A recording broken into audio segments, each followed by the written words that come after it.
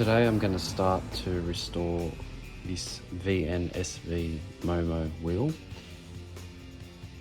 There's quite a bit of damage on it. It's going to need some putty work, and the centre bit of the top here is separated. I'm going to have to bind that back together. I'll be able to pull that in.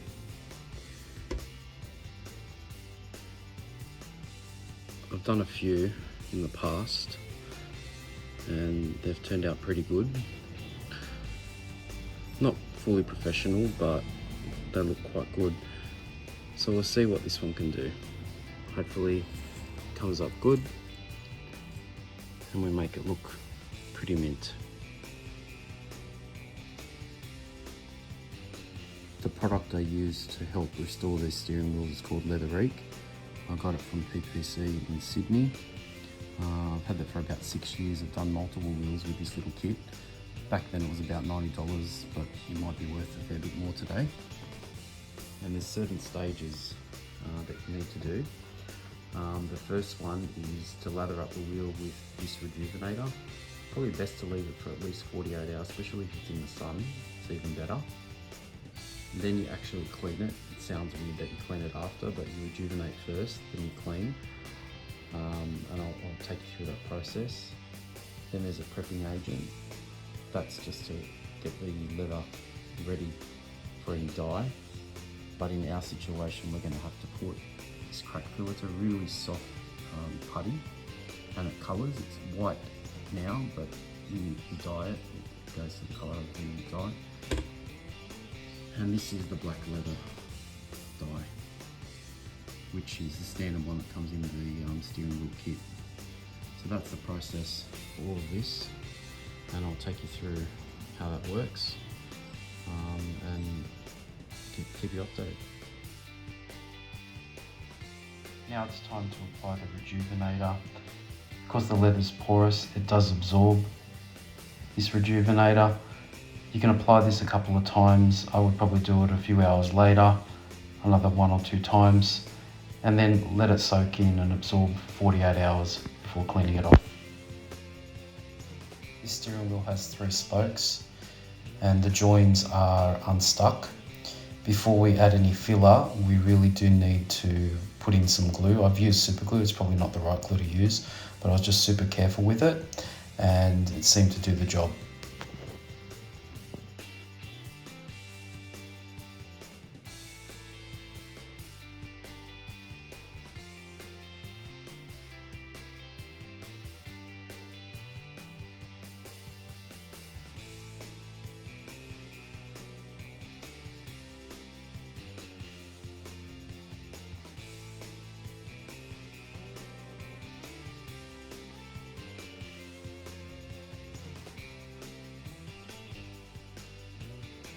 Make sure you actually hold down all the points that you've glued, just to make sure they stick correctly.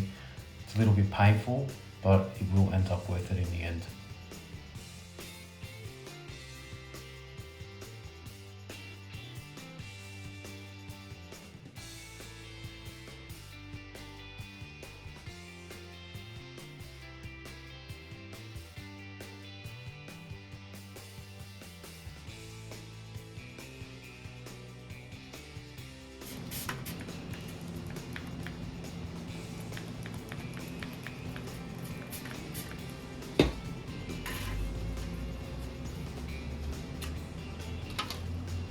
For the first go over, I used 600 grit sandpaper just to roughen up the leather a little bit.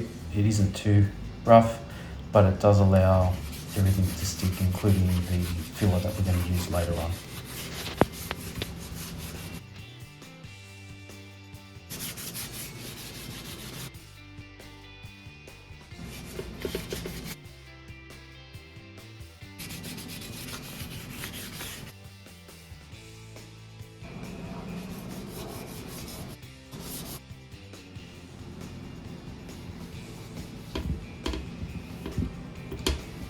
Use a damp rag or a chucks just to wipe over the steering wheel and clean up any of the excess.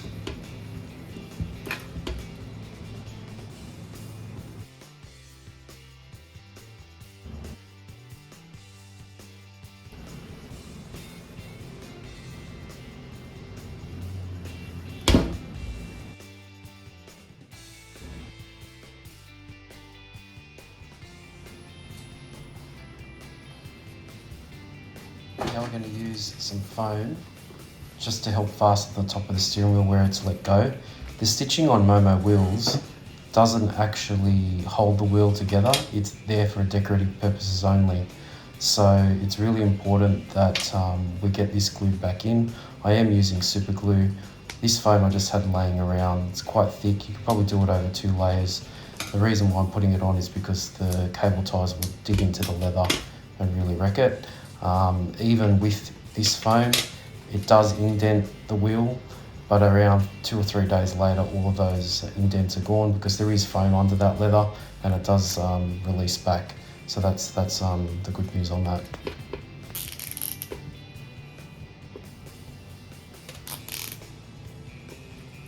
This part does actually take some time, and I do recommend you use some pliers to get that extra pull.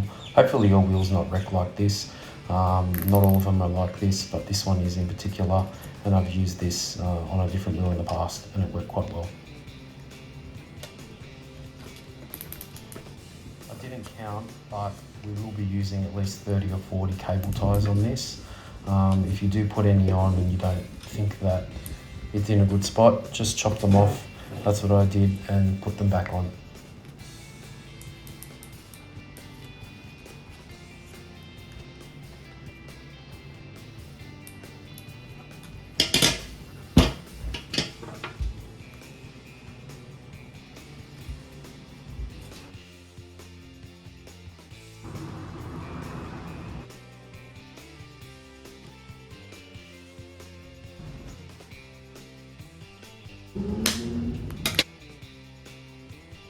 Now that the 1000 cable ties are on, we'll let that dry overnight. I'm going to start using filler on the damaged parts of the wheel that I can still see, especially on the right side. The thicker, you probably have to apply it a couple of times, but I'll show you what I've done in the first instance. And in a couple of days, once the cable ties are off, the whole top area of the wheel has a lot of cracks, and that'll have to be filled in as well.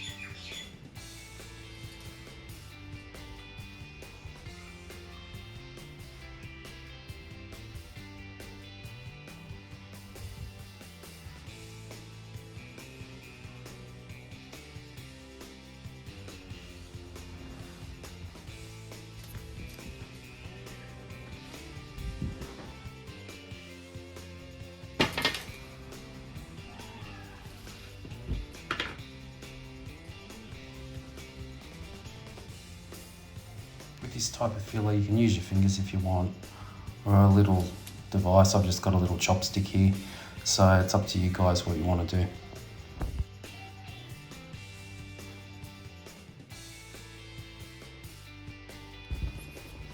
Time to remove the cable ties. Get your scissors and start chopping.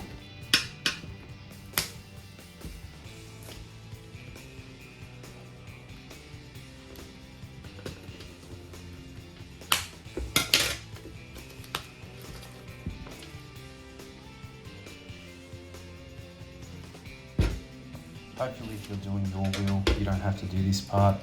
You don't have a wheel that is as rough as this one, but if you do, enjoy.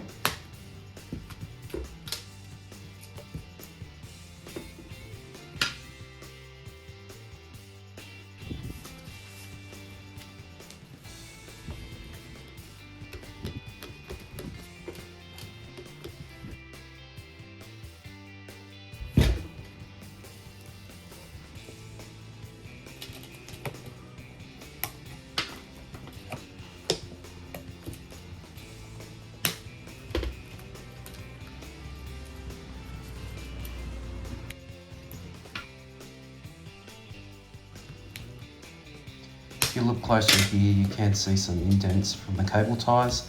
Don't be concerned. they will actually come out in a couple of days because there is foam under that leather.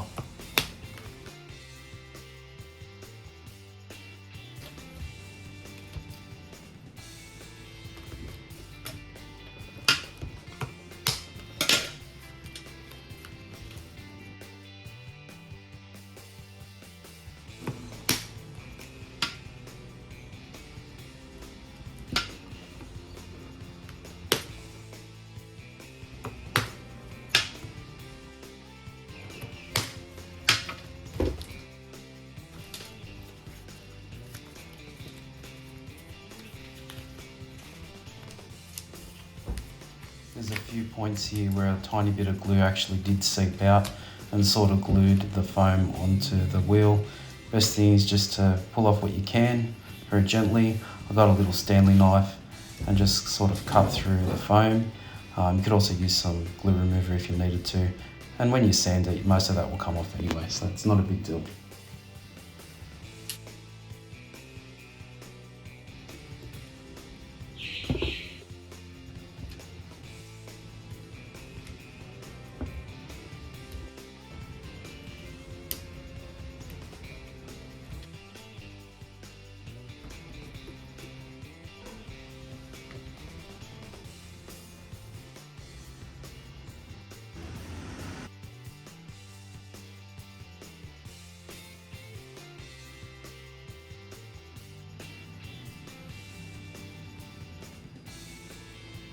Time to sand, definitely the part that I dread the most.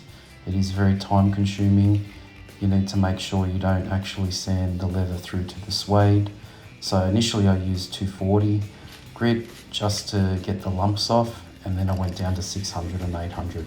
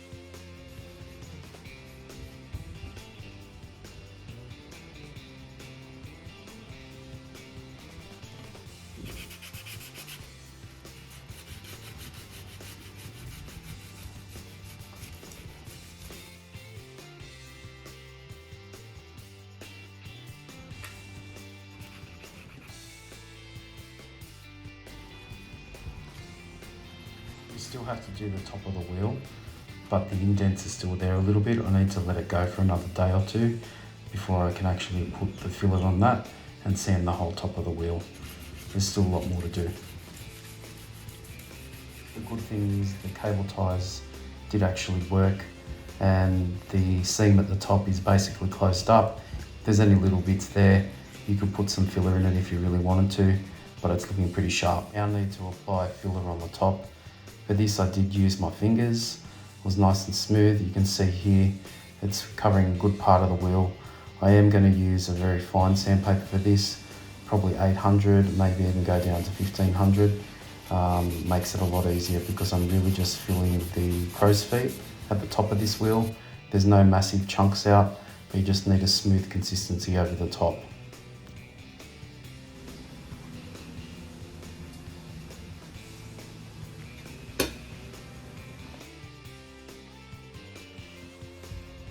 It always looks worse before it looks better, and this is the stage where I actually think it looks its worst. It looks like you're not going to be able to get there, but you do.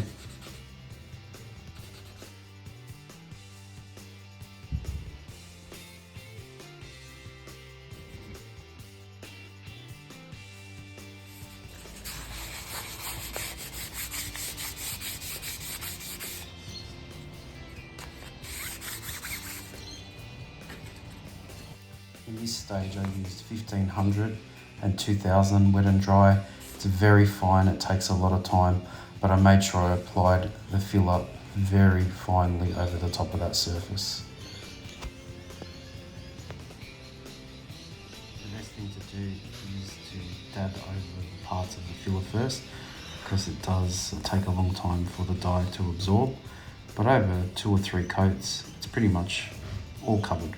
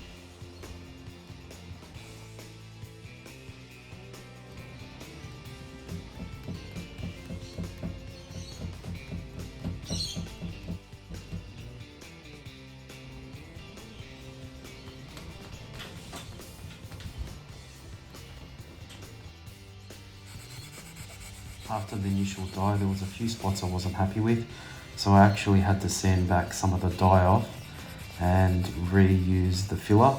Just on the edges of where it was joining the leather and the filler, it seemed to show up a little bit, so I just wanted to go over it really finely again with 1500 and 2000 grit sandpaper.